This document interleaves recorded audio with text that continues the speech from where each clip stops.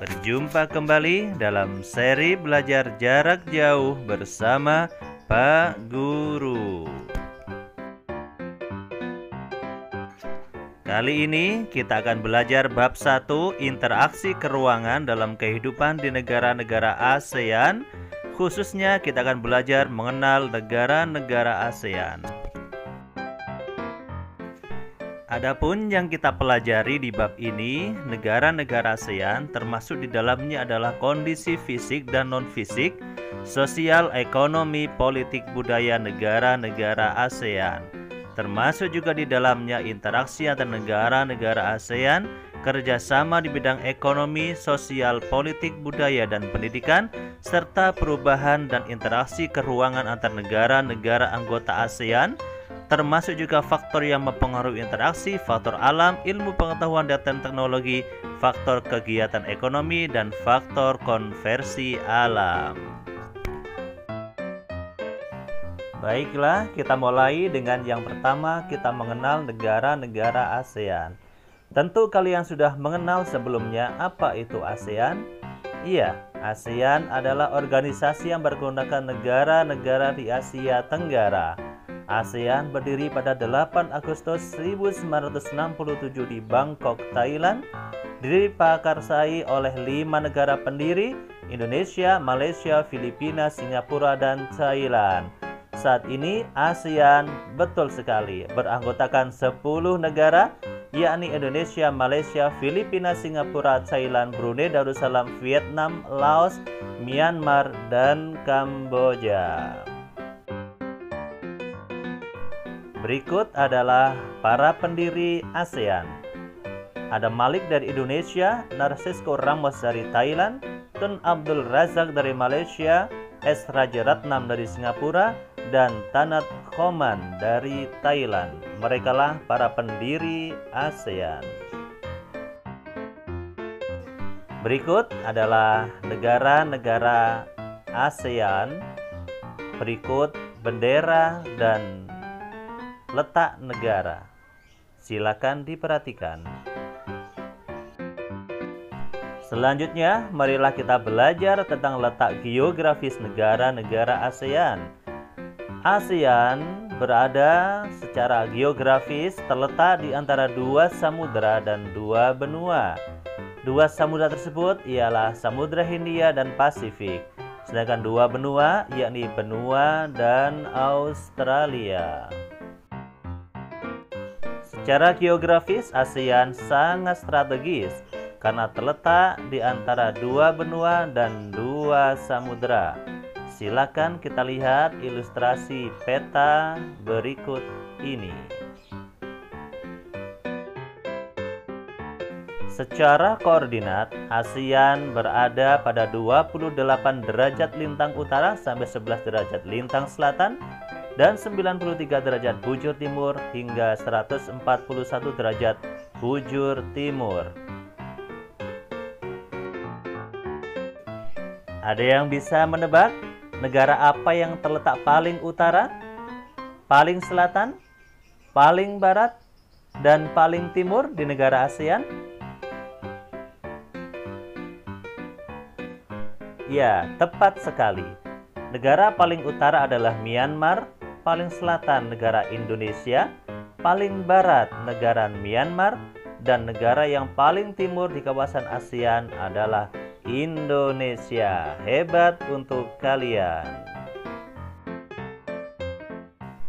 Selanjutnya, marilah kita masuk ke pembahasan bab 1 bagian kedua. Pada kali ini kita akan belajar tentang faktor pendorong dan penghambat kerjasama antar negara-negara ASEAN.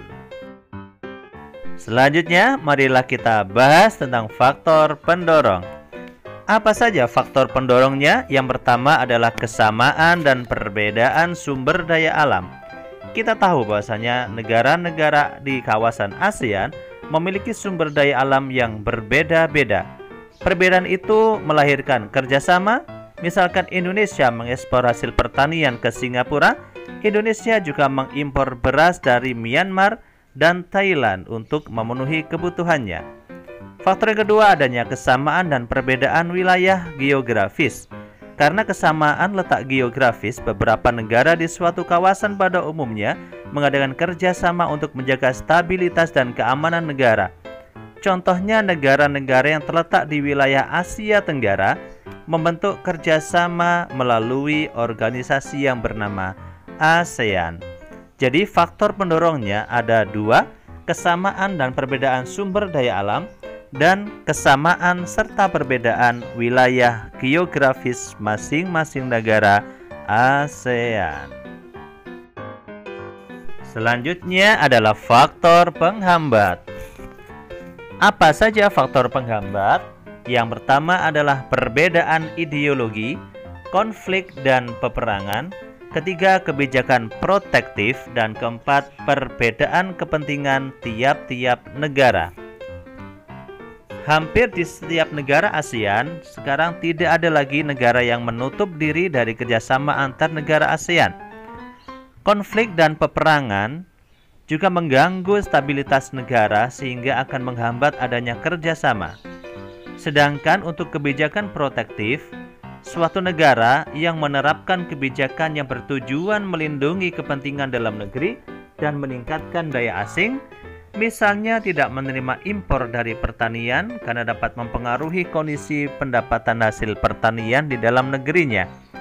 Dampak kebijakan protektif dapat mempengaruhi hubungan antar negara sehingga menghambat kerjasama yang harmonis.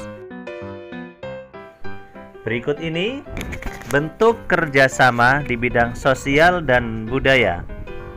Ada peningkatan kesehatan, pertukaran budaya dan seni, hingga penyelenggaraan pesta olahraga 2 tahun sekali melalui SEA Games. Selanjutnya, bentuk kerjasama di bidang pendidikan. Kita pernah mengikuti ASEAN Council of Teachers Convention di Sanur, Denpasar 2012 dengan tema ASEAN Community 2015. Ini adalah salah satu contoh tentang kerjasama negara-negara ASEAN di bidang pendidikan. Yang ketiga adalah bidang kerjasama di bidang politik dan keamanan. Ada Traktat Bantuan Hukum Timbal Balik di bidang pidana, Konvensi ASEAN, hingga pertemuan para menteri pertahanan yang bertujuan mempromosikan perdamaian dan stabilitas kawasan melalui dialog dan kerjasama.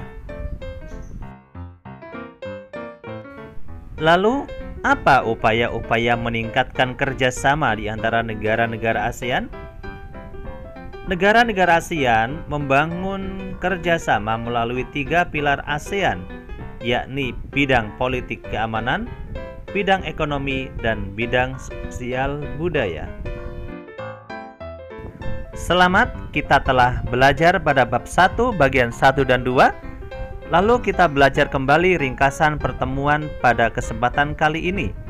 Yang pertama, letak astronomis negara-negara ASEAN adalah 28 derajat lintang utara sampai 11 derajat lintang selatan dan 93 derajat bujur timur sampai 141 derajat bujur timur.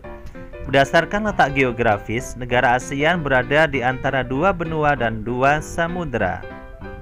Selanjutnya, perkembangan iptek menyebabkan jarak antar negara relatif sangat dekat dan semakin pendek. Adanya kebutuhan untuk meningkatkan kebutuhan ekonomi menyebabkan terjadinya interaksi atau kerjasama antar negara, terutama dalam hal perdagangan. Selanjutnya, konversi lahan pertanian menyebabkan adanya perubahan-perubahan antar ruang. Setiap negara di Asia Tenggara memiliki karakteristik berbeda. Kerjasama antar negara dilakukan karena terdapat kebutuhan berbeda di setiap negara. Dan yang terakhir, kerjasama di berbagai bidang mengakibatkan adanya perubahan ruang dan interaksi atau aktivitas masyarakat ASEAN dalam bidang ekonomi, sosial, budaya, politik, dan pendidikan. Demikian tadi pembahasan kita di bab 1 bagian 1 dan 2 tentang interaksi keuangan antar negara-negara ASEAN.